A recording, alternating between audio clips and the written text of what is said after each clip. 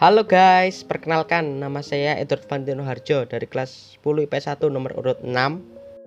Perkenalkan, nama saya Clara Satimira Raowa dari kelas 10 IPS 1. Perkenalkan, saya Zevanya Natania Candy dari kelas 10 IPS 1, absen 24. Pada podcast kali ini, kami akan membahas tentang kelebihan, manfaat, hingga kemampuan Gojek untuk menjadi aplikasi Go internasional.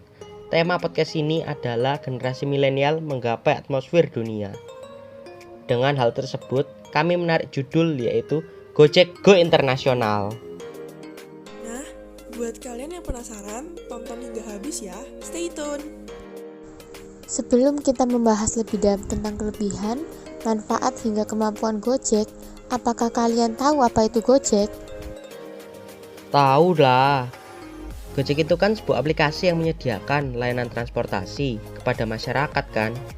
Dan juga setauku Gojek dibuat oleh pemuda-pemuda asal Indonesia yang bernama Nadiem Makarim, Kevin Alwi, dan juga Michelangelo Moran.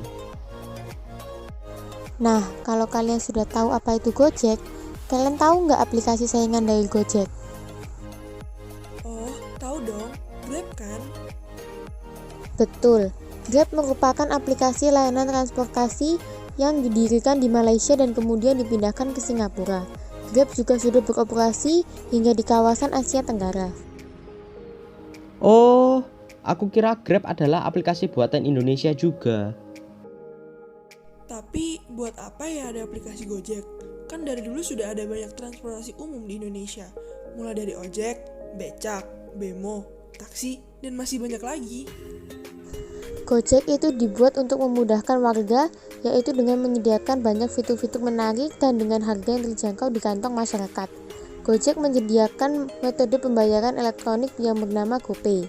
Dengan Gojek, pelanggan tidak perlu menunggu lama sebab Gojek memilih pengemudi yang paling dekat dengan alamat pemesan. Betul juga. BTW, kalian lebih sering menggunakan Gojek atau Grab sebagai sarana transportasi? Kalau aku sih lebih suka menggunakan Gojek. Aku sih Gojek karena lebih murah. Kalau aku sih lebih suka menggunakan Grab karena lebih banyak promo yang disediakan. Ya, gak salah sih kalau pilih Grab. Tapi, bukankah lebih baik kita sebagai generasi milenial Indonesia juga mendukung dan menggunakan aplikasi buatan Indonesia juga? Dan juga, apabila kita cek secara harga, dari SMA Katolik Stelmaris menuju Tunjungan Plaza 1, Gojek hanya memberi tarif sebesar Rp14.000, sedangkan Grab memberi tarif sebesar Rp17.000. Bukankah lebih murah Gojek ya? Walau begitu, berdasarkan data di Google Store, Gojek telah diunduh sebanyak 50 juta lebih, sedangkan Grab telah diunduh sebanyak 100 juta lebih. Grab lebih unggul sebab kawasannya yang mencapai Asia Tenggara. Iya sih Chef. Apalagi ya, pemasaran yang Grab lakukan juga sangat menarik loh. Kalau aku lihat-lihat ya, Grab selalu menggunakan iklan untuk menarik para pelanggan supaya ingin menggunakan Grab dengan pembayaran melalui metode OVO. Sebab Grab hanya menarik harga Rp1 saja pada pelanggan yang menggunakan OVO pada awal pembukaan Grab. Hal ini sih yang membuat banyak sekali pelanggan yang beralih menggunakan Grab daripada Gojek. Wah, ternyata lebih murah Gojek ya. Aku kira dengan banyaknya promo yang disediakan, maka Grab lebih murah. Kalau gitu, aku akan menggunakan aplikasi Gojek aja. Tapi teman-teman, dengan banyaknya jumlah pengguna Gojek di Indonesia, berarti Gojek juga harus menyediakan banyak karyawan, mulai dari customer service, pengemudi, manajer, dan lain-lain. Secara tidak langsung, Gojek harus menyediakan tempat yang luas pula bagi para karyawannya. Kira-kira gimana ya supaya bisa membuat kantor yang tidak terlalu besar tapi setiap ruangannya dipakai secara maksimal? Kan bisa menggunakan rumus trigonometri. Setiap sudut-sudut bangunan tersebut akan diperhitungkan secara teliti oleh insinyur sehingga dapat menghasilkan bangunan yang sesuai dengan permintaan pelanggan. Oh, ternyata dengan trigonometri kita bisa membuat bangunan ya? Biasanya sih aku hanya pakai trigonometri untuk jawab pertanyaan guru. Ah, kamu ini Laras. Tapi ya, betul juga apa yang dikatakan Laras. Dengan banyaknya karyawan bekerja di Gojek, maka Gojek dapat lebih mudah mengembangkan fitur-fitur yang ada sehingga Gojek dapat menjadi aplikasi layanan transportasi yang luar biasa. Dan juga apalagi dengan adanya customer service, pelanggan dapat komplain apabila terdapat hal-hal yang kurang mengenakan hati. Dan juga ketika ada barang yang ketinggalan dan beberapa kejadian yang tidak dapat kita duga. Bukankah berarti juga ada banyak pengemudi kendaraan bermotor? Yang mana dapat diartikan bahwa semakin meningkatnya jumlah polusi udara di Indonesia dong? Gak gitu dong. Dengan banyak driver di Gojek, berarti juga ada banyak masyarakat yang tidak menggunakan kendaraan pribadinya dan malah beralih untuk menggunakan Gojek sebagai sarana transportasinya. Lagi pula satu driver kan dapat mengantarkan banyak penumpang, sehingga secara tidak langsung polusi udara juga semakin menurun. Nah, gimana kalau seperti sekarang terjadi corona? Oh iya ya, justru malah semakin menurun tingkat polusi udaranya. Keren banget ya, aku nggak kepikiran sampai ke situ. Dengan adanya Gojek, memudahkan pelanggan sehingga tidak perlu memesan makanan sendiri. Dan juga Gojek memberikan perlindungan sehingga menurunkan probabilitas penyebaran virus COVID-19.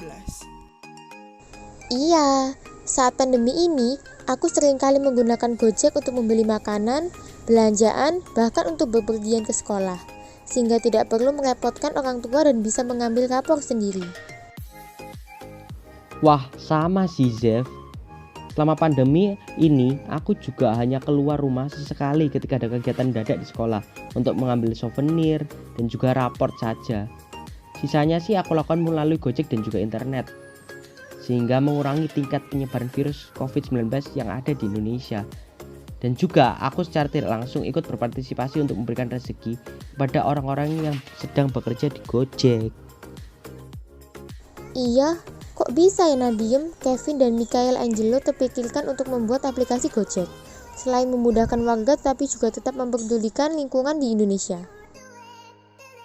Oleh karena itu, kini Nadiem diangkat menjadi Menteri Pendidikan dan Kebudayaan Indonesia.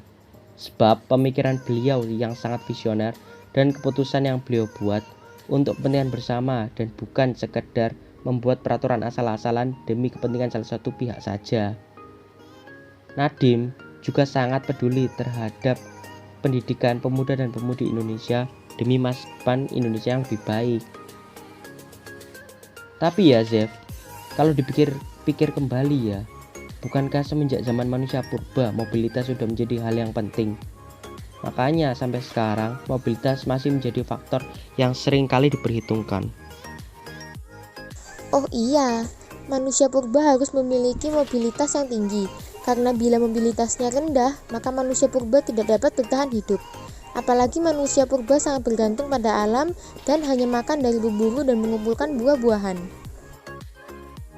Pantas saja, Pak Jokowi sering meningkatkan infrastruktur di Indonesia, mulai dari perbaikan jalan, pembuatan jalan, dan lain-lain, supaya mobilitas masyarakat menjadi lebih mudah dan nyaman.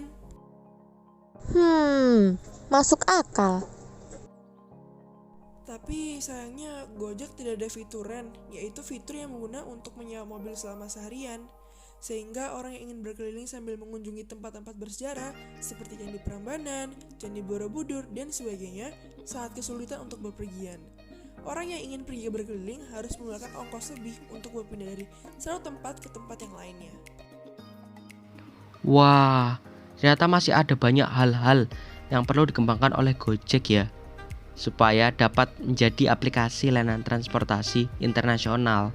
By the way guys, apalagi ya yang kurang dari aplikasi Gojek?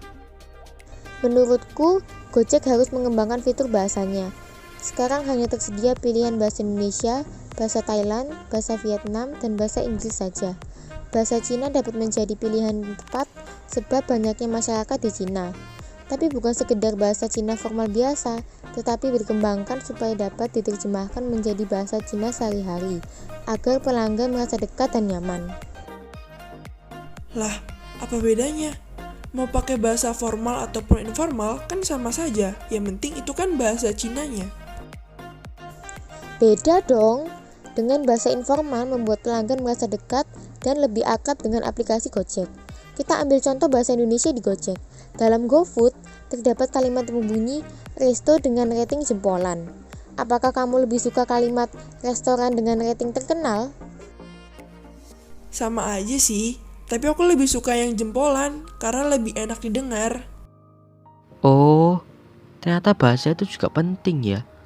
Aku kira bahasanya menjadi faktor pendukung, sebab yang penting dari Gojek adalah layanan transportasinya. Oh, Kalau Gojek sudah menjadi aplikasi layanan transportasi internasional, apakah akan ikut mempengaruhi tradisi dan kebudayaan Indonesia? harusnya sih berhubungan ya.